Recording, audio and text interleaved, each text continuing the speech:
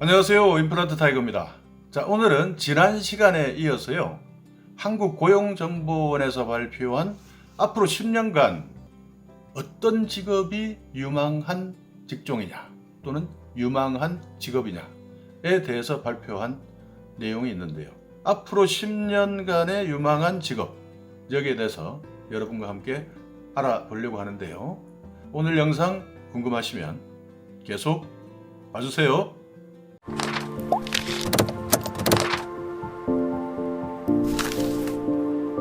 지난 시간에는 제가 앞으로 향후 이제 10년간 감소되거나 이제 사라져가는 업종 또는 직업에 대해서 총 32가지에 대해서 알아봤고요. 오늘은 앞으로 향후 10년간 계속 인기가 이제 있는 유망한 직업은 무엇인가에 대해서 여러분과 함께 알아보려고 하는데요. 오늘은 여러분께 그러면 이 전망이 밝은 직업은 무엇이냐에 대해서 여러분께 말씀드리겠습니다.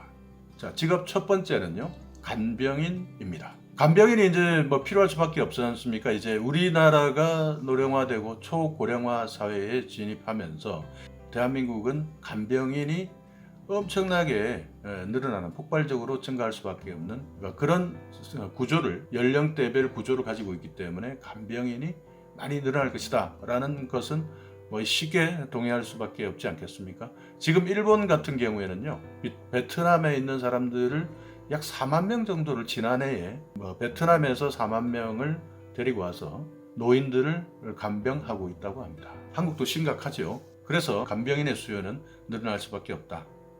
그러나 이 간병인이라고 하는 그 직업의 특성, 그리고 이제 노동 강도에 대해서는 여러분들께서 판단을 해 보셔야 할 것입니다. 자, 두 번째는 간호사인데요. 간호사도 마찬가지 간병인하고 비슷하다고 보시면 됩니다.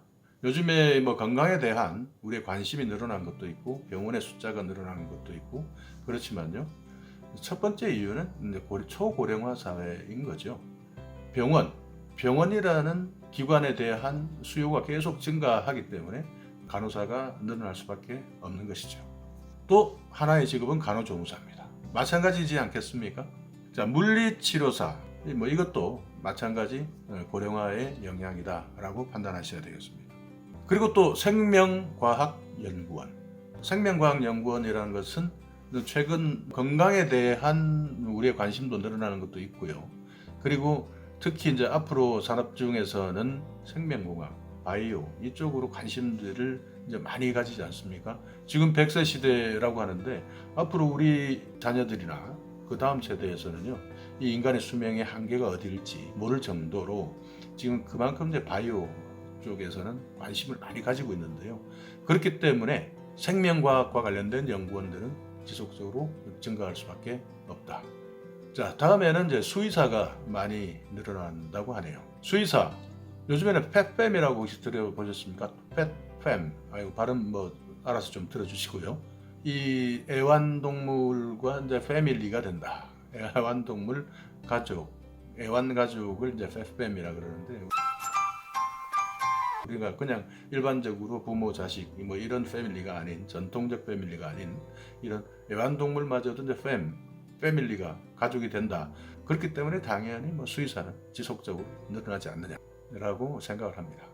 그 다음에 의사, 치과의사, 한의사 이렇게 계속 늘어나는데요. 이 의사, 치과의사, 한의사가 계속 늘어난다는 것은 간호사, 간호조무사, 간병인이 늘어나는 것과 그리고 생명과학연구원이라는 직업이 늘어나는 것과 다 대동소이 다 비슷한 연결고리를 가지고 있는 것 아니겠습니까? 자, 그리고 변리사와 변호사가 계속 늘어난다고 하네요. 변리사는 늘어나는 가능성이 상당히 크죠. 왜냐하면 지금 기술 발전의 시대가 아니라 지금 우리가 살아가고 있는 이 시대는 기술의 발전을 넘어서 기술의 혁신, 기술의 창조라는 이런 시대로 살아가기 때문에 변호사가 늘어나는 이유는 이 사회 구조가 지금 많이 바뀌고 달라졌기 때문입니다. 개인을 기준으로 한 사회가 형태가 자리 잡아 나가고 있고요. 그리고 1인 가구가 증가하고 개인주의 성향도 사회에 반영되고 있기 때문에 여기에 따르는 법률 서비스가 많이 제공될 수밖에 없습니다. 그리고 사회복지사가 앞으로 전망이 있는 증가하는 직업, 이거는 마찬가지 고령 인구가 많은 초고령 사회의 산물인 것입니다. 자, 산업안전 및 위험관리원이 이제 앞으로 증가를 한다고 하네요. 이 산업안전원들이 이제 증가를 하는 것은 정부에서의 규제가 강화되고 근로자나 국민의 그런 인식이 바뀌는 측면도 있지만 로봇과 AI가 접목된 이런 시스템화된 공장으로 가면 갈수록 산업안전위험관리원들의 수요도 늘어나겠지만 우려스러운 것은 근로자가 적어질 수밖에 없다. 우리 직업이 또는 우리 취업이 우리 직장이 줄어들 수밖에 없다 하는 우려도 함께 가지고 있습니다. 자, 그리고 항공기와 관련한 항공기 조종사도 이제 앞으로 늘어난다. 그리고 항공기 조종사가 늘어나면 항공기의 이제 객실 승무원, 스튜어디스라 그러죠. 스튜어드나 스튜어디스 이런 객실 승무원도 함께 이제 늘어날 전망입니다. 그리고 네트워크 시스템 개발자가 이제 앞으로 계속 늘어난다. 이것은 이제는 IT 기술과 그리고 다른 산업이 이제 계속 지금 융합되고 있지 않습니까? 그러니까 인공지능, 빅데이터, 초연결 사회, 플랫폼 경제 이런 것들을 계속 말씀을 드렸는데요. 이런 초연결 사회로 가는 이 과정에 당연히 네트워크 시스템 개발자는 따라오지 않겠습니까? 자, 그리고 또 증가하는 직업은요, 컴퓨터 보안 전문가입니다. 이런 초연결 사회, 플랫폼 경제 또는 IT 기반한 이런 것들에서 가장 많이 노출되는 것이 우리 이 개인의 정보, 또 기업의 정보, 또는 기술의 정보, 이런 것들이 계속 노출될 수밖에 없는데요.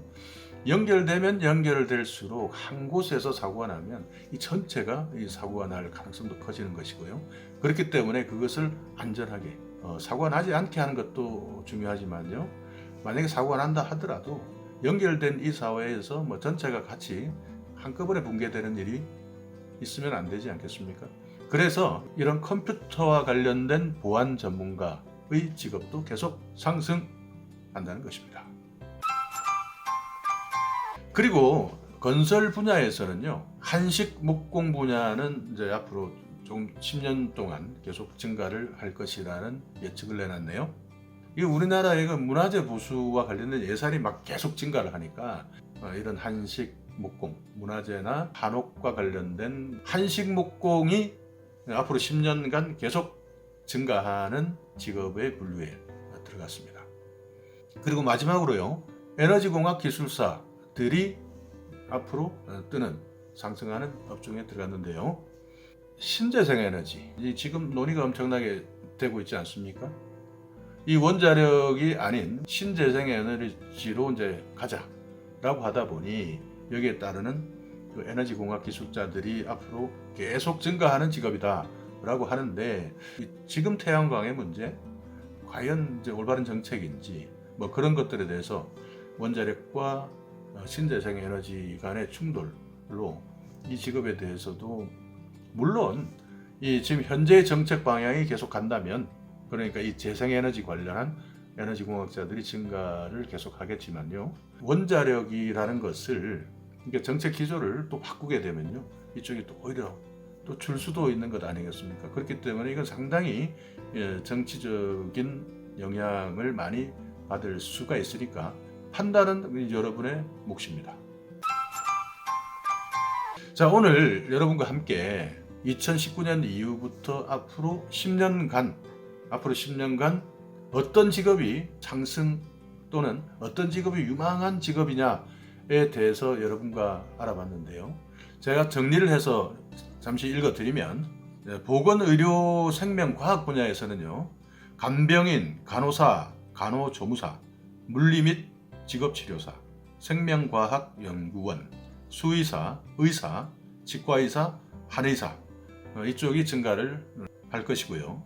그리고 법률 분야에서는 변리사와 변호사, 사회복지 분야에서는 사회복지사, 산업안전 분야에서는 산업안전 및 위험관리원, 항공 분야에서는 항공기 조종사와 항공기 객실 승무원, 그리고 컴퓨터 네트워크 보안 분야에서는 네트워크 시스템 개발자와 컴퓨터 보안 전문가, 그리고 건설 분야에서는 유일하게 한식 목공, 그리고 에너지 분야에서는 에너지공학 기술자가 증가하는 업종으로 선정이 됐습니다.